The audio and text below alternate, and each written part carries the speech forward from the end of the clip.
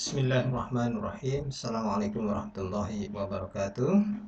Ya, selamat berjumpa kembali ya, di kuliah semi online ini untuk materi finite difference approximation ya, untuk persamaan diferensial parsial. Nah, tentu saja sebelum saudara mengikuti perkuliahan ini, seharusnya atau sebaiknya mengikuti perkuliahan yang sebelumnya, yaitu finite difference approximation untuk persamaan diferensial ordiner. Materi yang akan saya sampaikan ini saya sampaikan dari buku pemodelan matematis dan penyelesaian numeris ya, dalam teknik kimia karangan Pak Wahyudi Budi Setiawan dan teman-teman, di halaman 99 sampai 109.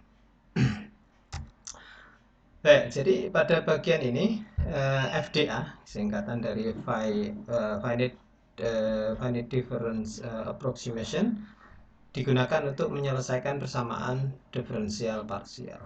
Pada prinsipnya sama persis dengan apa yang dikembangkan di penyelesaian persamaan diferensial ordiner. Ya. Perbedaannya adalah ya, kalau di persamaan diferensial ordiner itu sekali perhitungan tanda petik ya selesai. Tapi kalau di penyelesaian yang untuk parsial ini, di mana salah satu fungsinya adalah misalnya waktu, ya, tidak harus waktu, posisi juga bisa, gitu ya. Maka sekali penyelesaian nanti itu untuk satu posisi atau satu waktu, sehingga kalau mau mendapatkan penyelesaian semuanya harus dilakukan berulang ya. Nah, kita coba tinjau ya, secara umum ya, penyelesaiannya sebenarnya banyak ya, cuman di sini akan kita bahas 3 saja, yaitu yang pertama adalah cara eksplisit ya, atau cara forward. Kemudian yang kedua adalah cara implisit atau backward, dan yang ketiga ya ini modifikasi, yaitu cara Crank-Nicolson, yang merupakan gabungan dari cara forward dan cara backward ya. Misal kita tinjau suatu persamaan diferensial ya, persamaan diferensial yang sederhana ini ya, diferensial parsial kedua dari Y ya terhadap X sama dengan ya ini persamaan diferensial parsial ya pertama tingkat 1 untuk Y terhadap T ya, D2Y dx kuadrat sama dengan dy dt. Nah, batas-batasnya adalah pada kondisi awal diketahui ya, pada saat mula-mula ya, di semua posisi X ya, nilai Y adalah Y in. Nah, ini diwakili dengan Y dalam kurung X, 0 sama dengan Y in. Ini artinya adalah nilai Y pada posisi manapun ya di awal waktu sama dengan Y in. Kemudian batas yang kedua adalah di posisi awal atau X sama dengan 0 ya, di waktu kapanpun setelah awal tadi ya, awal dimulai, tiba-tiba ya di posisi X0 itu Y-nya berubah menjadi YA. Demikian pada saat Y posisi X sama dengan L di semua waktu kecuali di waktu awal, nilainya adalah YB. Nah, terus kita diminta mencari nilai Y ya pada berbagai waktu, posisi dan waktu ya, gitu. Itu adalah yang ingin diselesaikan. Jadi ingin dicari Y sebagai fungsi dari X dan T untuk interval panjangnya 0 sampai L ya, dengan menggunakan cara numeris ya, menggunakan FDA, finite difference approximation ya. Nah, yang dilakukan ya sama persis dengan sebelumnya, yaitu X ya, panjang ya, interval posisi itu dibagi menjadi n bagian yang sama besar, dan masing-masing besarnya adalah delta X. Dan secara umum semakin kecil delta X, maka jawabannya atau ketepatannya, ketelitiannya akan semakin bagus ya, walaupun ya akan membutuhkan perhitungan yang lebih banyak. Kemudian batas interval diberi indeks ya, 0, I0 sampai N-1 ya, sampai terakhirnya adalah N ini. Jadi dengan mudahnya sudah saya terangkan di materi sebelumnya, XI sama dengan ya, X0 ditambah I kalikan delta X ya. Gitu. Kemudian untuk interval waktu ya, dibagi menjadi waktu yang kecil-kecil ya, dan sama besar. Diberi interval J, indeksnya adalah J0, J1, J2 dan seterusnya sampai Jn ya. Nah, ini n-nya tidak harus sama lah ya, ini penandaan ini adalah peristilahan aja ya, tidak harus n-nya sama persis dengan yang n yang untuk posisi, itu tidak harus ya, bebas, bahkan umumnya adalah beda ya, tidak sama, sehingga T itu adalah J kalikan delta T.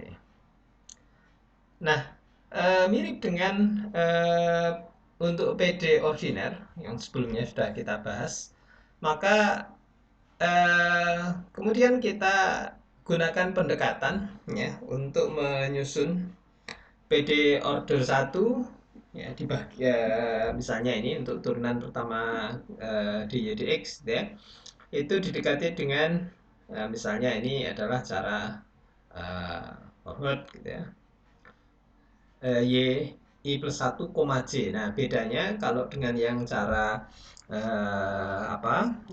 PD ordiner, di situ indeksnya untuk PD ordiner ada hanya i, hanya satu tok ya, i.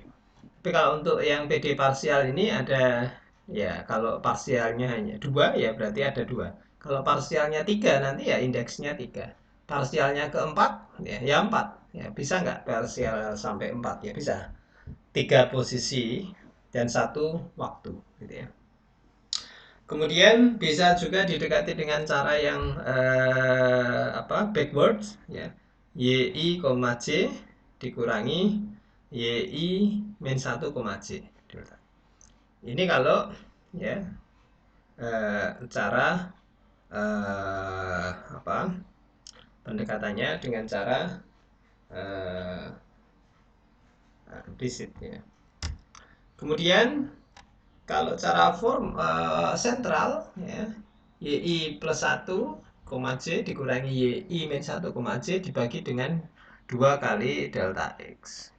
Sehingga kalau turunan kedua ya, dengan cara yang sama akan diperoleh persamaan D2Y per dx kuadrat, itu akan didekati dengan I min 1, J dikurangi 2 kali Y-I, J ditambah Y-I plus 1, J, semuanya dibagi dengan delta X dikuadratkan.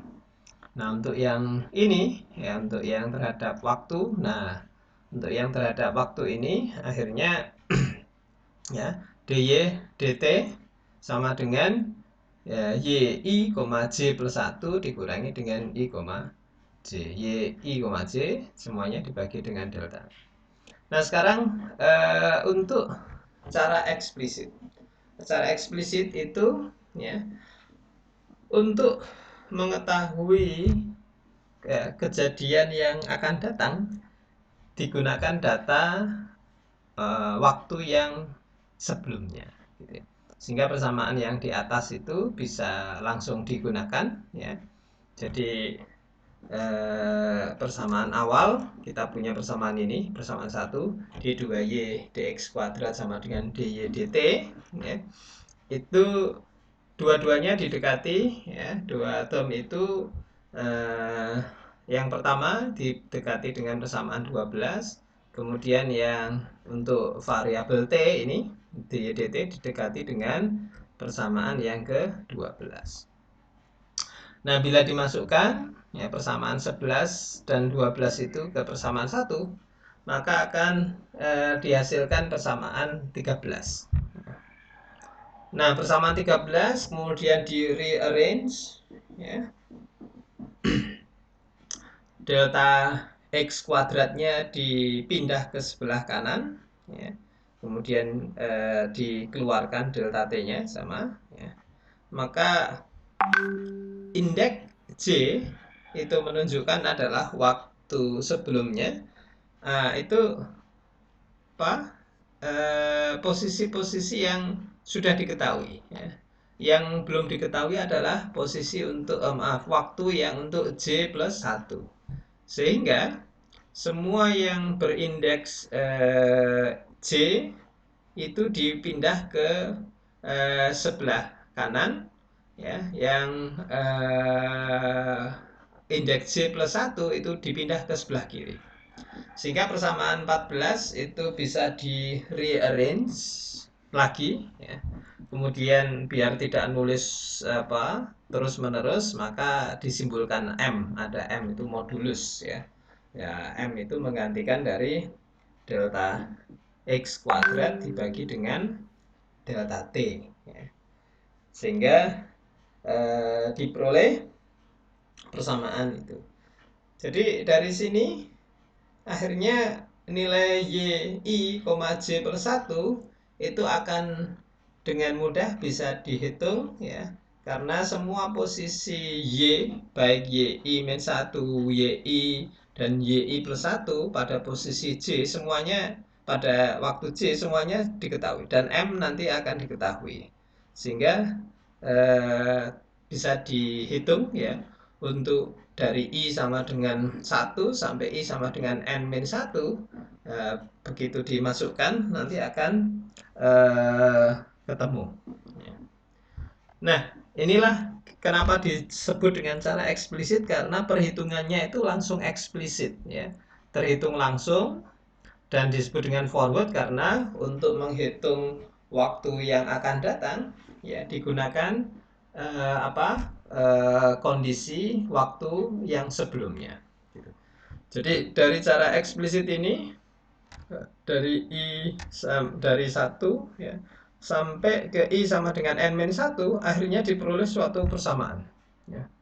Misal untuk I sama dengan 3, maka nilai persamaan ini kalau I-nya dimasukkan 3, jadi menjadi I, ya, Y 3-1, J, berarti Y2, J ditambah M-2 kalikan dengan Y3, J ditambah dengan Y4, J. Ini adalah yang di persamaan 17 itu. Jadi karena harga-harga yang ada, harga-harga Y yang ada di indeks J semuanya tersedia, ya, maka harga Y pada akhirnya untuk indeks Y J plus 1, ya, di persamaan 15 itu bisa terselesaikan semua secara langsung, ya. Nah, berikut adalah contoh, ya, penyelesaian metode eksplisit, ya, saya buat di 2 program sama seperti sebelumnya, yaitu dengan cara MATLAB dan dengan cara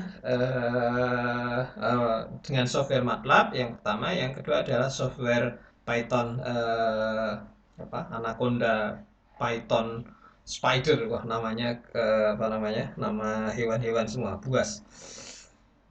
Kita mulai untuk yang MATLAB, ya. Dari di situ program MATLAB untuk komentar itu dimulai dengan tanda persen, ya. Jadi setelah tanda persen, maka kalimat atau info setelahnya itu tidak dieksekusi sama sekali. Kemudian ada clear di situ, artinya adalah menghilangkan data-data yang ada sehingga betul-betul clear, ya.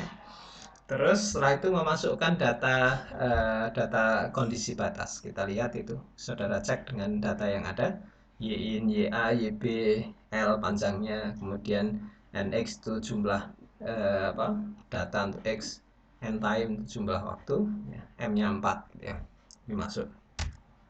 Kemudian Del X adalah L dibagi dengan NX. Ya, del T, ya, karena persamaan M adalah delta X kuadrat dibagi delta T. Nah, karena delta X sudah diketahui, M-nya ada dari sebelumnya, maka akhirnya delta T yang terhitung. Nah, kemudian baris berikutnya adalah X sama dengan line space, ya, membuat matrik, ya, dengan batas dari 0 sampai L, jumlah pembaginya, ya, adalah 11 angka. Jadi nanti 0, 0,1, 0,2 dan seterusnya sampai ke 1. Jadi kalau dihitung nanti ada 11 angka. Kemudian kita memesan Y, ya. Nah, bentuknya adalah matrik NX plus 1, yaitu 11, N time-nya tadi adalah 3. Jadi ini ada matrik 11,3 nanti, ya. Nah, berikutnya adalah untuk inisiasi data. Kita tahu bahwa MATLAB dimulai dari 1. Ya, kalau Python nanti dimulainya dari 0. Nanti bedanya di apa? Indexingnya, ya. Indexing MATLAB, ya, secara logika lebih mudah, tetapi secara alamiah menjadi sulit karena angka memulainya dari 1.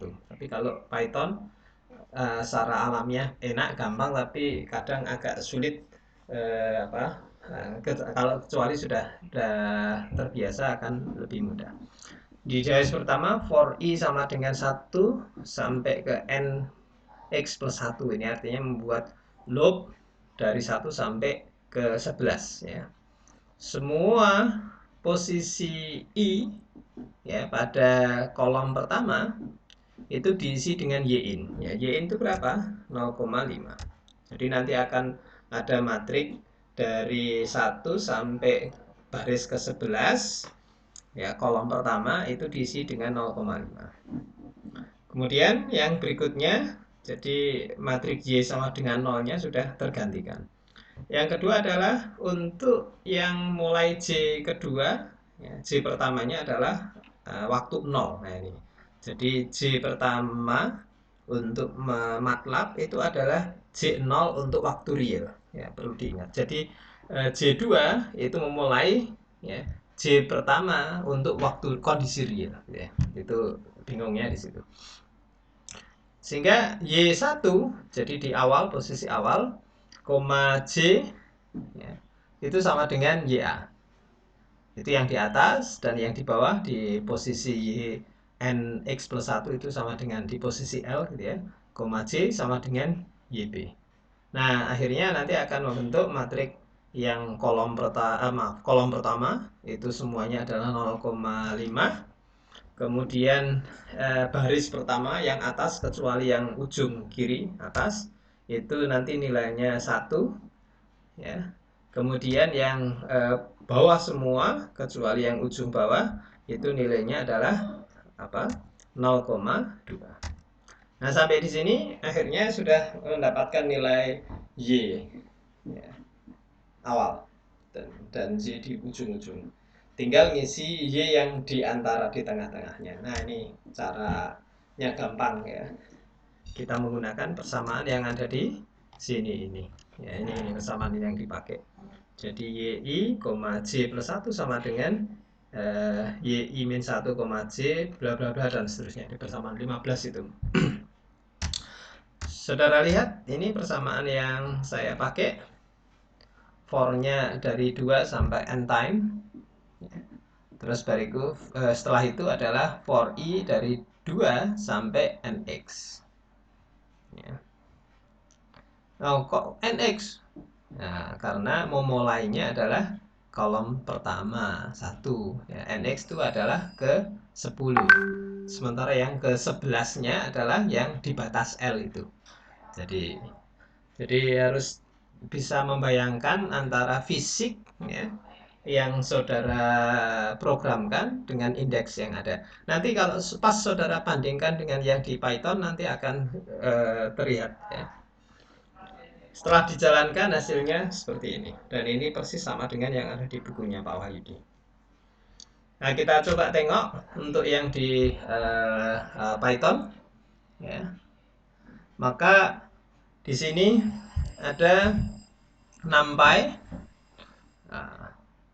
import, ya, yang kalau di MATLAB, ya, kita lihat untuk komen-komen adalah bintang, ya. Tapi kalau bintang, maaf, persen, ya.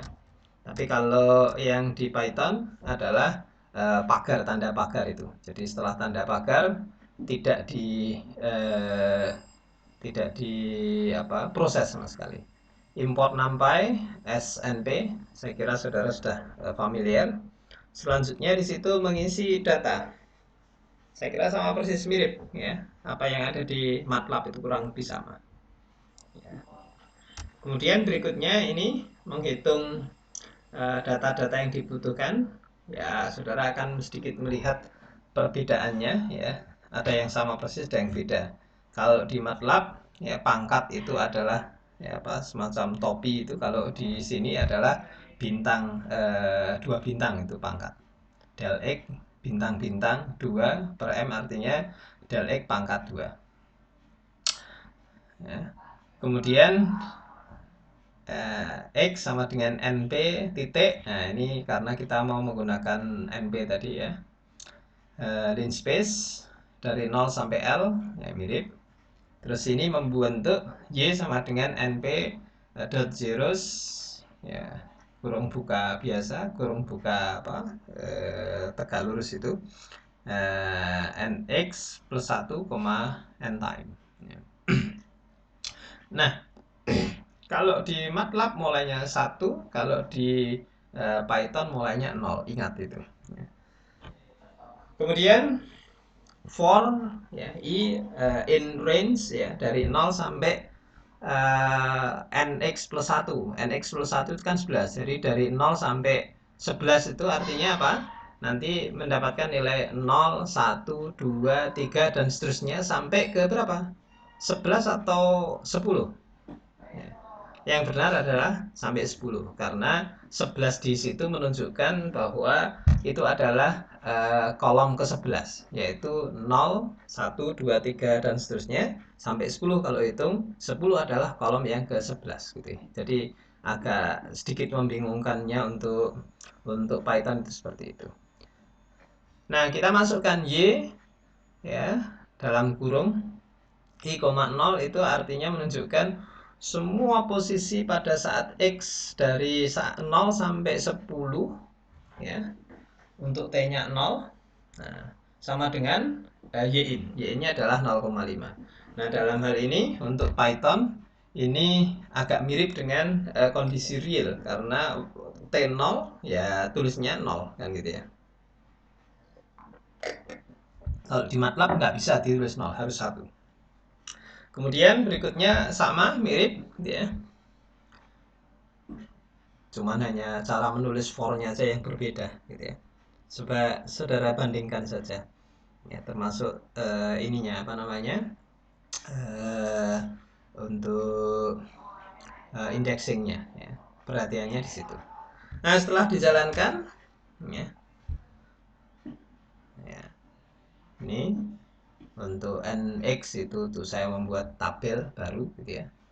Diisi kolom pertama itu diisi X, kemudian kolom kedua adalah diisi Y pada awal, kemudian posisi ketiga atau ditulis untuk 2 itu adalah untuk posisi yang waktu pertama dan yang terakhir, ya, kurang lebih seperti itu. Jadi sekarang ada kolom matrik dengan jumlah barisnya 11, kolomnya adalah 4. Kolom pertama diisi X, kolom kedua diisi Y0, Y pada posisi T-nya sama dengan 0. Kemudian kolom ketiganya diisi oleh Y pada posisi pertama. Dan terakhir adalah kolom keempat diisi dengan Y pada posisi 2. Gitu kurang lebih. Setelah dijalankan, ya, dengan program ini tampilan, ya, Nah, akhirnya diperoleh seperti ini, sama persis. Itu adalah cara eksplisit. Jadi menghitungnya langsung disebut dengan eksplisit karena perhitungannya langsung, ya, tanpa membuat matrik macam-macam. Nah, sekarang kita pindah ke cara implisit.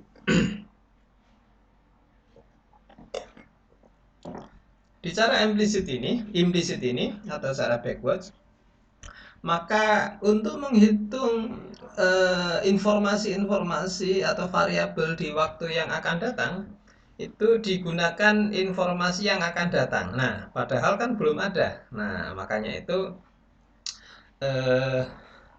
persamaan yang tersusun, ya. Kalau di eksplisit itu hampir semuanya diketahui kecuali yang mau dihitung. Kalau di implisit sebaliknya, semuanya itu tidak diketahui kecuali yang ada di kondisi batas tok. Nah, dalam hal ini yang ada di kondisi batas adalah yang ada di posisi YI, J itu. Sehingga semua tidak diketahui kecuali satu itu. Nah, setelah dilakukan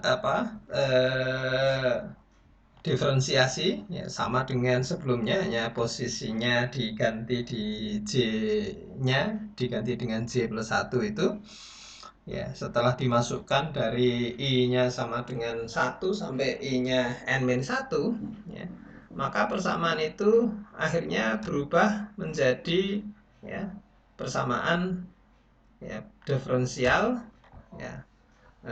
Maaf, bukan persamaan diferensial, persamaan aljabar, ya, matrik tridiagonal seperti ini. Dan matrik tridiagonal seperti ini, ya, sudah familiar, ya,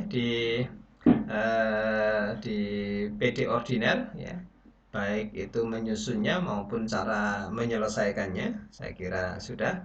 Nah, cuman bedanya adalah nilai A, B, C, dan D-nya itu yang harus disesuaikan dengan model persamaan yang tersusun. Nah, untuk kali ini model persamaan yang tersusun, ya, untuk pada posisi X sama dengan satunya, itu A-nya adalah 0, B-nya adalah min 2 min M, C-nya adalah 1.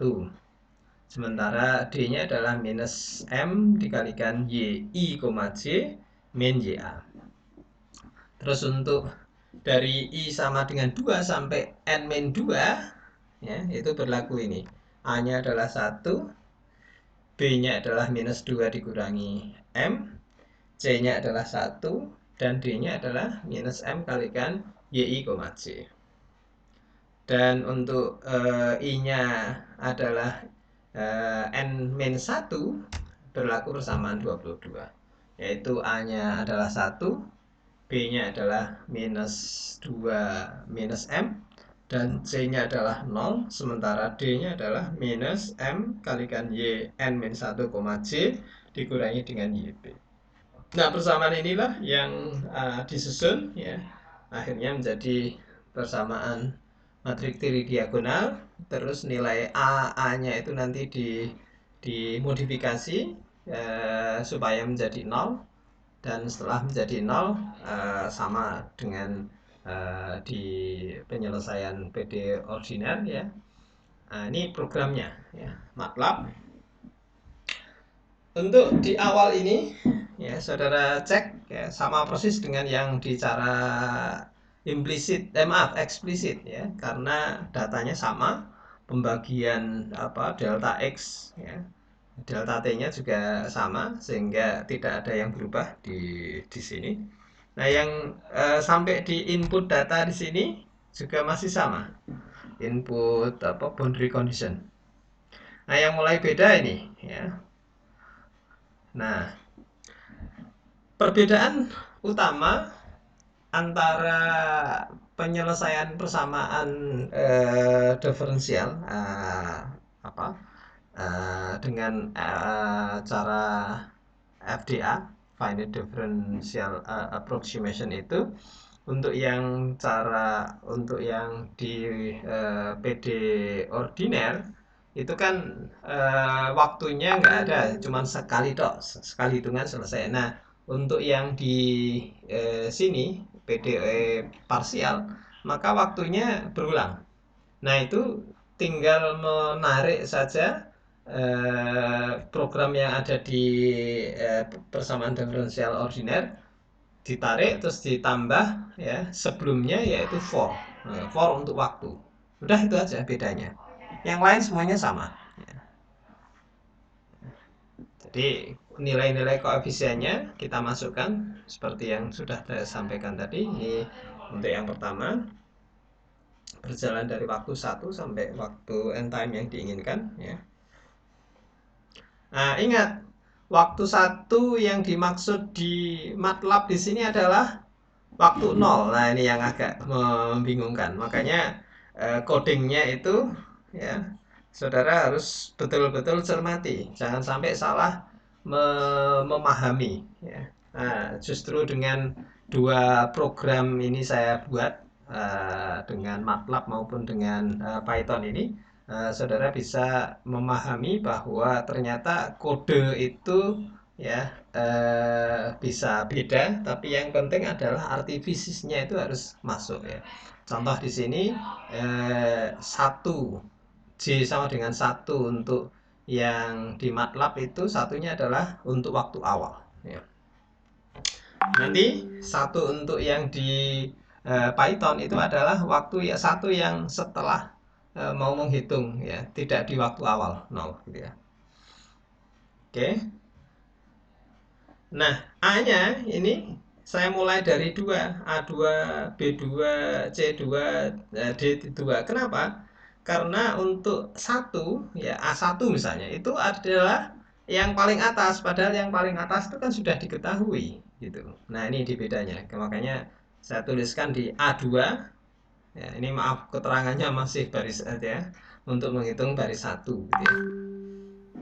Baris 1 di real, tapi di MATLAB-nya adalah menjadi baris kedua gitu.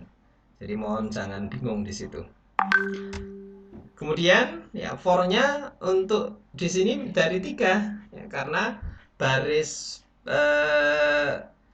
kedua realnya ya, itu kalau di MATLAB menjadi yang ketiga gitu. Gitu ya, kurang lebih.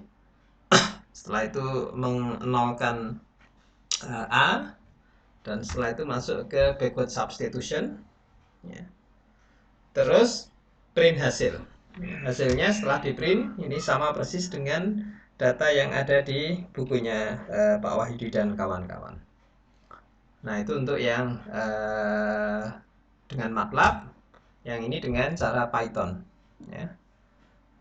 Ini masih sama persis dengan sebelumnya, hanya data.